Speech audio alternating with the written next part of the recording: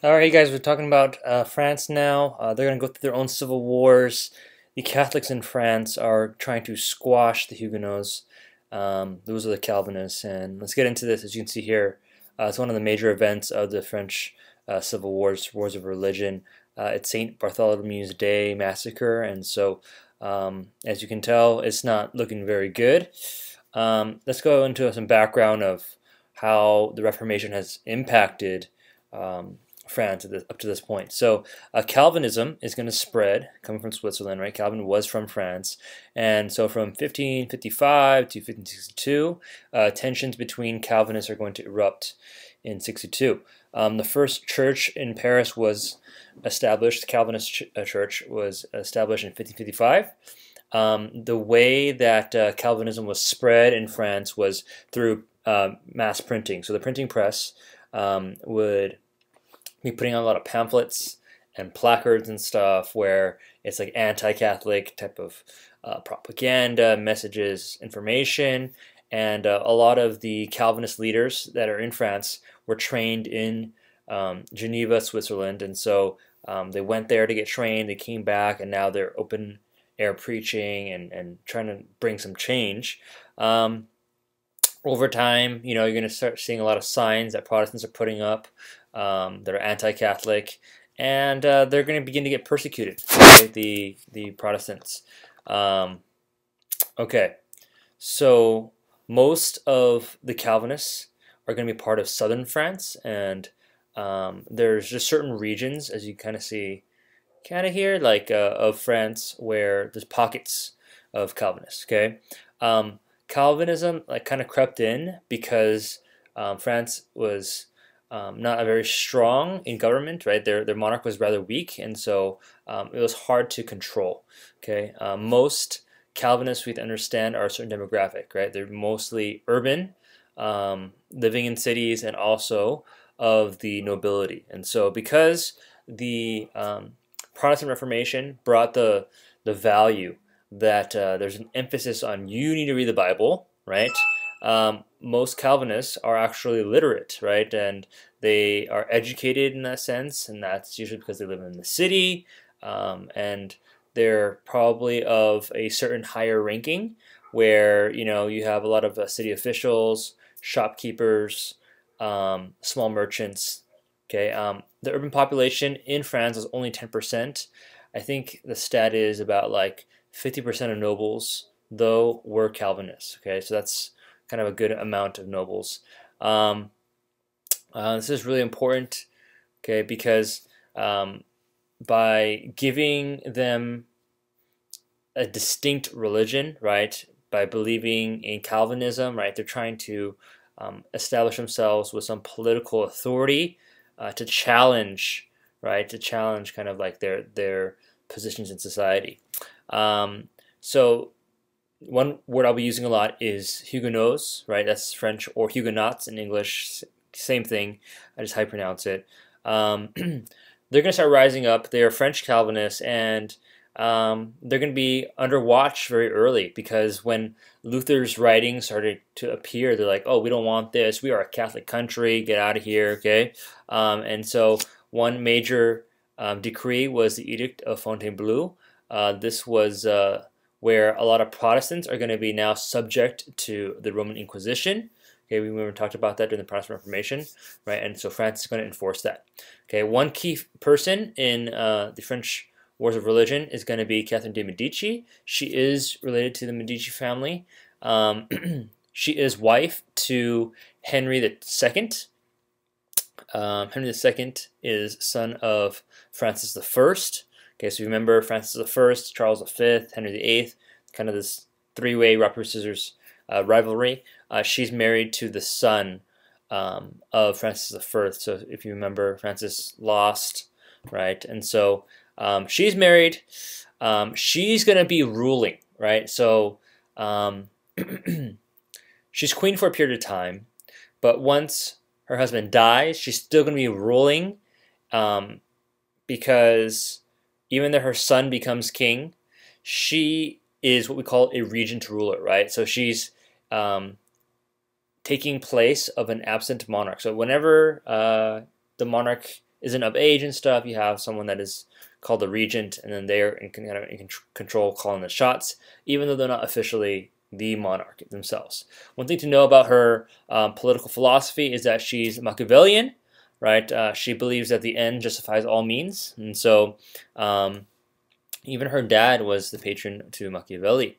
Okay, so she has like a whole type of family ties to Pope Leo X, of the Medici family, Clement VI, and she grew up in France at that time, and then she'll be married to Henry II at a very young age. Let's see, that's not that really that important. Okay, the main point is that like she eventually will have a bunch of children, and she's going to be constantly ruling, kind of in their place. So even though her sons are going to be the kings, she's going to have a whole lot of influence. And so being Machiavellian, she is kind of like a politique where the ends justify the means. She'll do whatever it takes.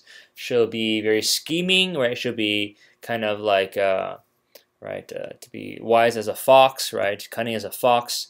But then she's going to show her strength as a lion as well in certain battles and political diplomatic moves, okay? I think that's pretty good. One thing to know is that she's going to be also setting up marriages for her kids. That's very Machiavellian because she's trying to use it not for love, but obviously for the purpose of having control over, extending the throne through her family line. Okay. All right. So here are her kids. These are the main 6 kids. You have Francis II, then you have Elizabeth Valois, then you have Francois, then you have Charles IX, Henry III, and you have Marguerite. We'll kind of go through some of these. Major event that happens to Henry II, right? The King of France at that time. It's after the Treaty of Chateau-Cambréis. This is where France and Spain made peace with each other at the end, right? And this is where where Spain is victorious, right? If you remember Charles V. And so power is going to shift back to Spain because they signed this treaty. Both sides are bankrupt, and they're going to come against Protestant together, so they kind of come to some peace terms. One way to establish the peace terms is through the marriage of Elizabeth Valois, the daughter, right, and then Philip II, son of Charles V. So by sealing with this marriage, okay, this is where they had this grand royal tournament where Henry II is jousting. He's the king, right? And a celebration of marriage and peace and truce has kind of like turned upside down because it becomes a tragedy where in the tournament, Philip II is going to be wed to this 13-year-old Elizabeth Valois, and then Henry II gets stabbed in the eye with the lance, and it broke through his visor, kills him, right? And there it is, like a cold tragedy. And now what? We lost our king because we were trying to celebrate too much. Who comes to the throne? Francis II. Francis II is only 15 years old, and because of that, right, his mom, Catherine de Medici, is going to step in as regent ruler. Okay, so now that's a lot of background. The religious wars are going to come through this time. Okay, so the religious wars is because there's already a weak monarch. I mean, you have a 15-year-old guy that's the king now, right? 3 major powerful families are going to try to control France, right? You have the Valois family, that is the current royal family. They are where the monarchy line is being passed through, right? But these 3 families are trying to compete for influence because of, a lack of a strong king. So the French wars of religion are going to be against the Huguenots and the Catholics. 8 civil wars are going to break out during this time. Religion and politics were deeply intertwined. That's one thing to understand, is that even though they're called the wars of religion, right, the affairs were very much political, okay? So, the Guise family, okay, we're going to see this is one part where the Guise hate the Valois family, and I'll go over that. Valois is the current reigning royal family. Okay, then you have the Catholic versus Huguenots, as I mentioned. So if you look at this map to the right, okay, you can see that it's broken down into different factions, and this is going to bring a lot of divisions in France, where Okay, you have an overlap between Catholics and where the Guise are influencing the Guise family, and then you have the Bourbon possessions that is overlapped with the Huguenots because they're very much Catholic as well. Sorry, Protestant as well. Okay, so to go over the Valois family, as far as religion, they are very moderate in their policy towards Catholicism. Are they Catholic? Yes. Do they believe that France should be completely Catholic? Yes, they do. However, they're very moderate because they acknowledge that there is a Protestant population in their country. Okay, so the two main kings that are going to be ruling during this time, well, three actually, it's Francis II, Charles IX, and Henry III. Okay, all Valois. Then you have the Guise family, right? They're one of the strongest influential families in France at this time, very powerful, and they are staunchly Catholic. They are the kind of the ones that are kind of causing a lot of its trouble. They hate the current Valois family because they feel that they're weak, and they feel that the Valois family is not doing a very good job in addressing the threats of Protestantism rising in France. And so they wanted a more Catholic king that is strong, that's going to put the Protestants, the Calvinists, the Huguenots in their place. And so at that point, whenever people heard and used the word Guise, they associated it with very militant, very reactionary, very Catholic. Okay, and then you have the Bourbon family, right? In English, Bourbon. They are from Navarre, right? They are actually the Bourbons are actually related to the Valois through an older king all the way up, right? So they're kind of like cousins, right? It's hard to explain family trees, but you see it in your textbook. They are mainly Huguenots because of political reasons, and so we're going to see them come into the picture as well. And of course, the Guise does not like the Bourbon either. So currently, you have Francis II, that's the king, right? He's going to get sick and then he will die, right? And who will take his place? It's going to be Charles IX. So his younger brother is Charles IX. Charles IX is now in power, but once again, his younger brother is only 10 now, so the king's even younger in 1560. And so Mom is ruling. Catherine de' Medici is still a person of influence. She is the regent ruler. And so she is going to try to bring the country together, right? And justify the means, very Machiavellian. And she saw that religion is a tool to bargain with, right? That you don't necessarily need to be completely of one religion. Just use it as a way to negotiate people to follow you, right? So her goal is to reconcile Protestant and Catholics together. So if you can see the map, there's a division. How can we bring them back together? So you have the Colloquy of Poissy, and this was a dialogue, right? So colloquy is the talks of discussion of how to remedy this. She tries to bring the Catholics and the Huguenots together to talk, but the differences are too much, and nothing really came out of that. Catherine really miscalculated the Reformation's impact upon France, that, hey, you know what, it's not that easy just to bring people together and start talking about it. And so the wars are now going to begin, right? It's going to be kind of like short spurts of wars, right? So let's talk about them. So as I mentioned, there's 8 of them. The first 3 wars really have kind of the same storyline. What's going to happen is that you have like a bunch of violence that breaks out. Internationally, people are going to hear about it, right, all over the continent. And there's going to be temporary truces that happen, right? And whenever this truce is agreed upon, it's never really satisfying to either side, neither to the Catholics or the Huguenots. And so that's where it happens again in another war truce, and then the war happens again. Okay, the Guise family is sworn to defend Catholicism, and they're going to team with the Spanish a lot.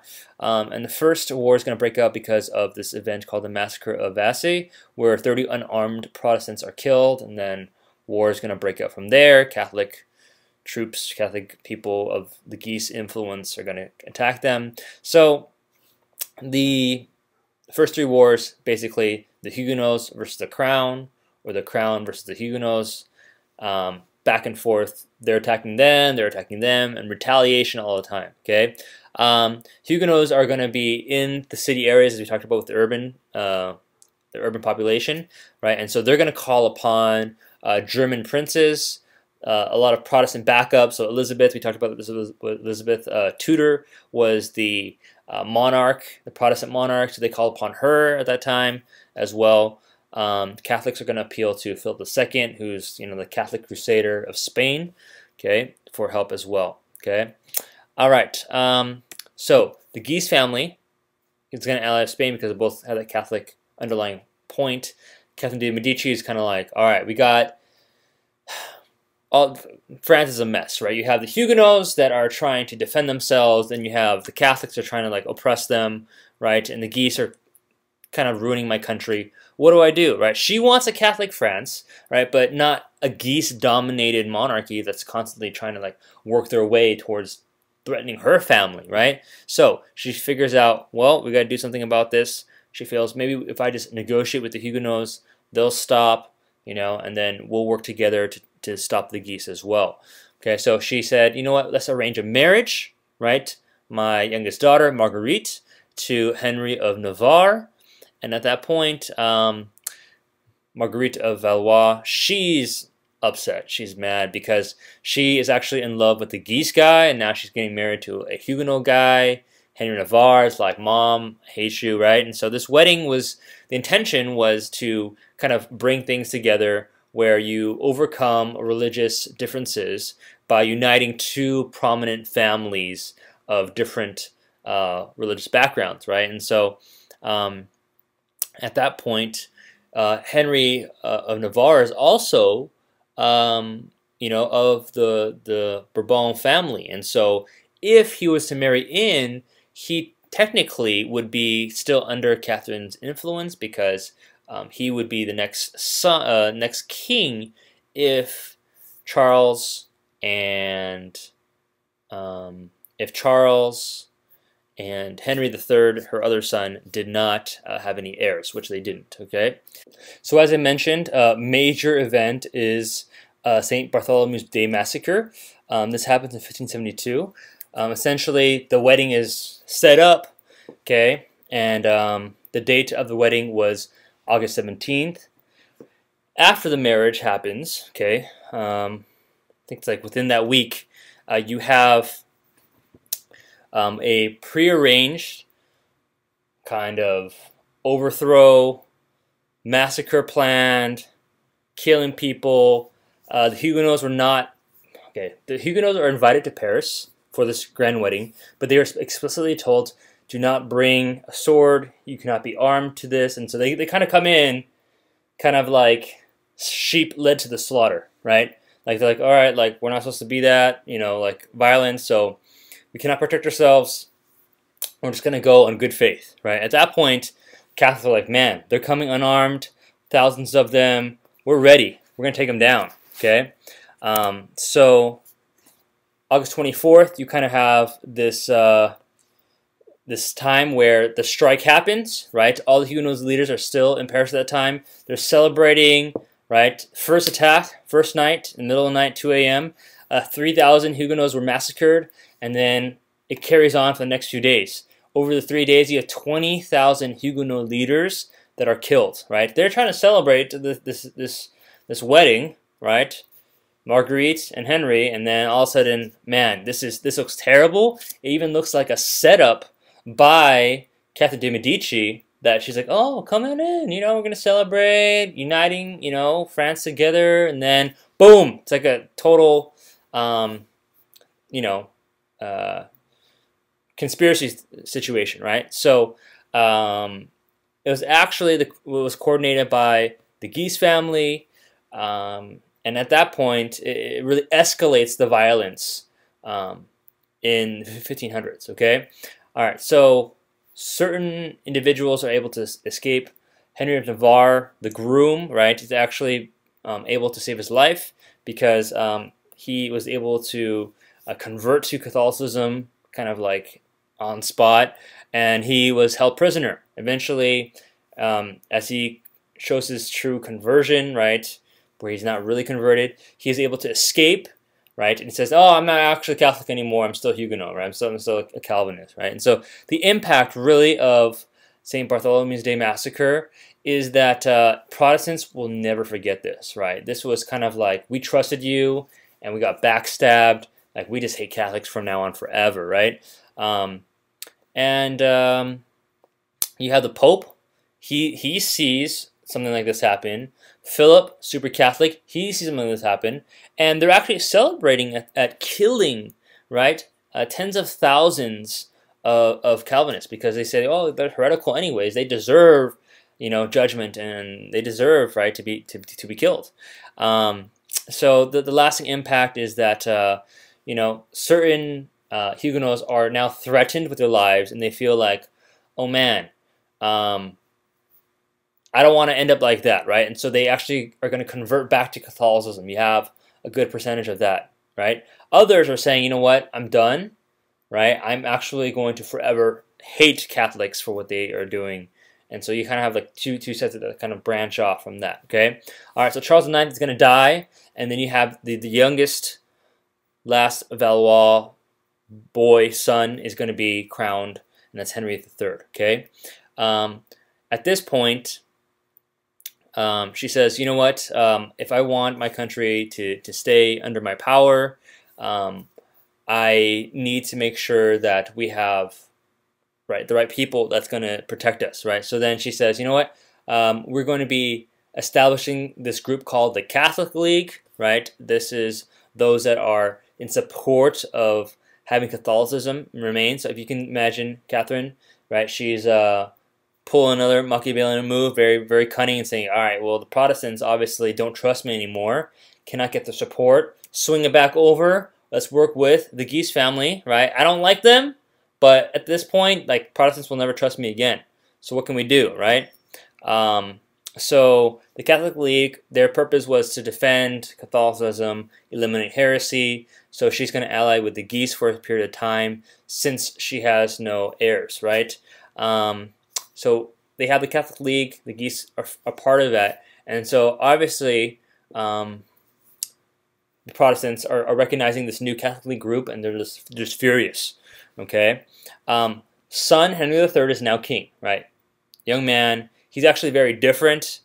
He does not like his mom always like breathing down his back and telling him what to do. He wants to kind of be his own guy. He's very different. He himself is constantly trying to rebel against his mother's demands and stuff. Catherine wanted Henry III to actually marry Elizabeth Tudor, but she didn't remember Elizabeth Tudor was never married, right? She's a virgin. So a lot of times, Catherine de Medici has kind of gone too far, and Henry III just like wants to do everything against what his mom has ordered him to do. Okay. All right. Yeah. All right. Whatever. All right.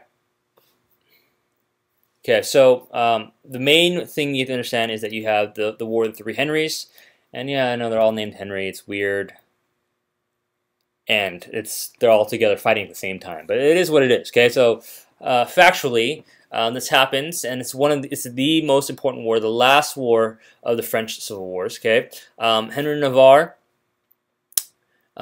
is one, right? Henry III, right? Valois, and then Henry of Guise. Okay, so let's go over them really quickly. Just to understand, as a reminder, he's a moderate Catholic. He doesn't like his mom, but he is a politique. He's trying to figure out what's best for his country. He is the last son, and he wants to get support from some Catholics that are very much of the politique way, right? So political unity is more important than religious, right?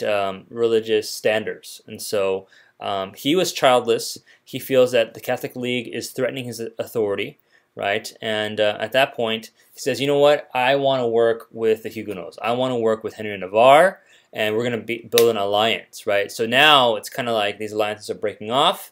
And Henry of Navarre, it says, now, well, Henry III says, you will take the place after me. I've given that, position to you once I pass. Okay? Of course, at that point, Henry of Guise is very upset, right? So there's kind of like a 2-on-1 situation.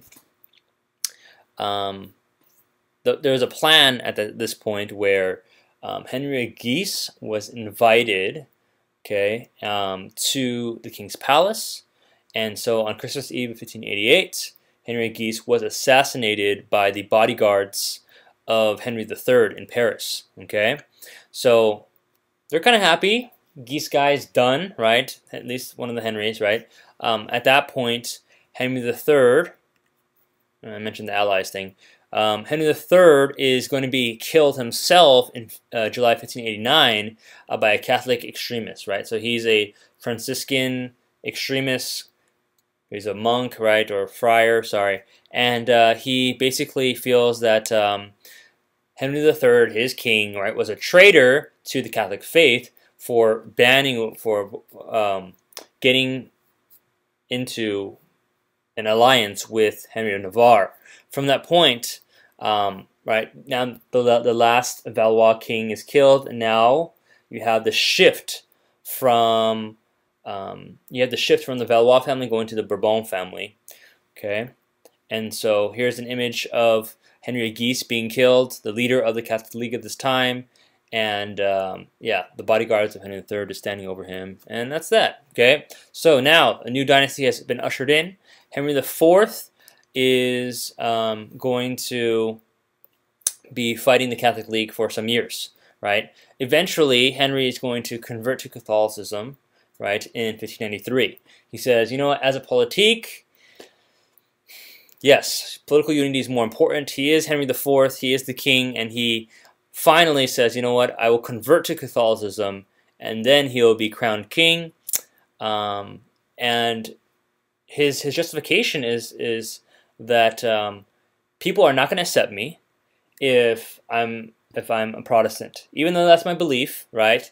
They're not going to accept me because 90% of the country is Catholic, right? That's the majority, right? And at that point, he makes this famous quote: "Paris is worth a mass."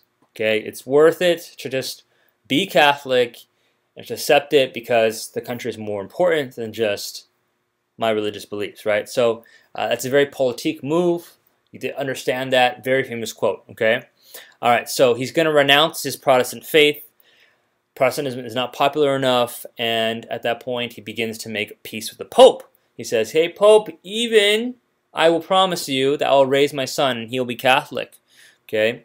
And he's going to allow the Catholic Church to keep its properties, okay? And his son is Louis XIII, and I swear on it, okay? In order to also satisfy the Huguenots, right, he's going to be establishing the Edict of Nantes. This is extremely important. You gotta know this. This is kind of the apex of the French Wars of Religion. This is like the point where we understand, okay, this is kind of the conclusion of it, where he made the move, very wise, right? Very wise, that he's going to convert to Catholicism, but also to provide at least some type of provisions for Huguenots, right? So Huguenots, all they wanted to do was have their own time, own place of worship, to worship freely. So give some religious toleration to the Calvinists, to the Huguenots, right? And so it was more of a religious truce than it was a religious toleration, but this is what it was issued, okay? So Huguenots can worship freely in private, right? So in public worship, they're not allowed to do that. What does that mean? You can't just be going on the streets and just proclaiming everything that they want to do. Like you're given a separate time, specifically an area to do that. Okay, you cannot exist in worship in Paris. In major Catholic cities, don't even think about it. Okay, Huguenots also have access to universities, to public office, right? So they still have certain positions in society, but specifically is that they are now only in certain regions. They're in 200 different towns throughout France, centralized around western and southwest France, okay? And so what the Huguenots are going to do is like, hey, we don't want another religious war to break out. We're going to start fortifying our towns, right? Building walls, okay? Building barricades. In that point, we're going to have our own private armies because we don't trust, the Catholics anymore. I mean, like, yeah, we have our own cities, but like, you never know, right? Another massacre might just happen, okay? So they want to protect themselves, And this is kind of like creating like mini states within states. And so as much as the goal was to have political unity over religion, you don't really have kind of unity because you have these small sections that are kind of their own faction again. Okay, so Catholicism under the Edict of Nantes is now the official religion, right? There's no argument about that. And Catholics actually can worship in Huguenot towns, but Huguenots cannot worship in staunchly Catholic areas, right? So it's kind of like we're tolerant to some degree, but it's not really true tolerance, okay? All right, so when Henry IV kind of put this out, right, people thought, wow, like over time, this is going to require everyone to be Catholic, right?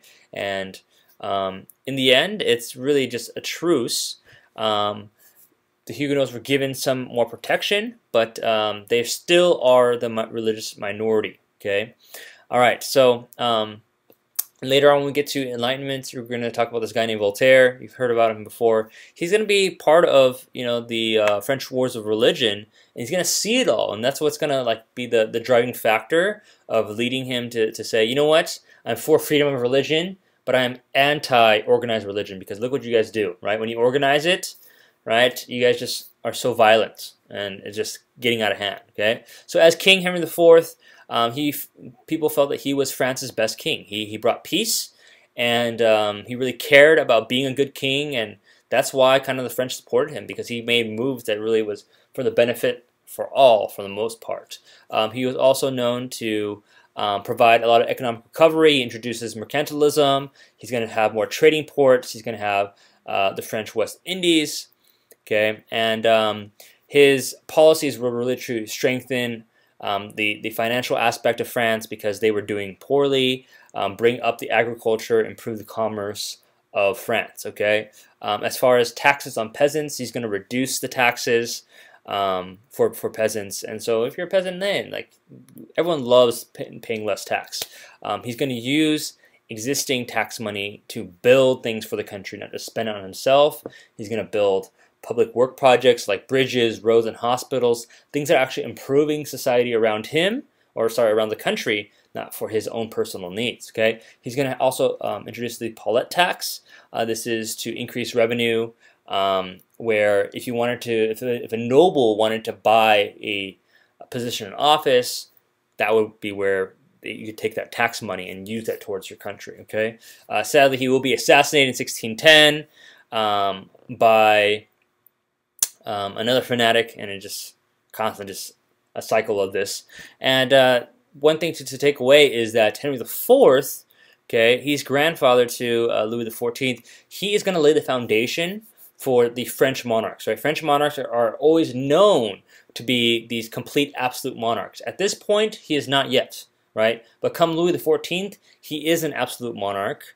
But he's laying that foundation because we're seeing that he's taking control and actually being more of an influence in his country at that point. Okay, and so Europe is going to be going through another time where they're going to adjust to different types of kings.